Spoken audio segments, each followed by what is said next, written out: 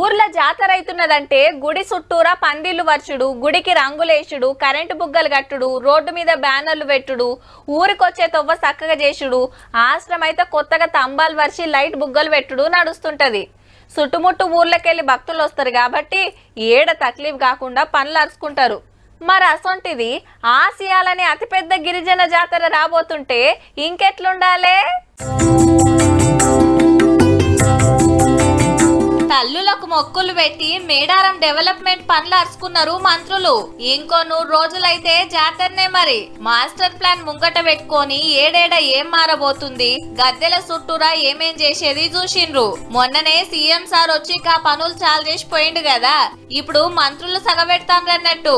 ఇప్పుడు 2 లైన్ లేకుంటే 20 ఫీట్ రోడ్లో ఉన్నాయి, దాన్ని 4 లైన్లు చేస్తున్నాం. జంపన్న వాక్కి బోత్ సైడ్స్ అటు ఒక 10,000 మందికి ఇటు ఒక 10,000 మంది స్టే చేయడానికి షెల్టర్స్ ఏర్పాటు చేసే కార్యక్రమం. కానీ ఇప్పటి మందం అత్తర బుత్తర చేయకుండా ఎల్లకాలం ఉండేటట్టు చేస్తామన్నాడు మంత్రి పొంగులేటి సారు. అయితే మంత్రి సురేఖ మేడంతో వర్తలేదని ప్రచారం అవుతుంది కదా.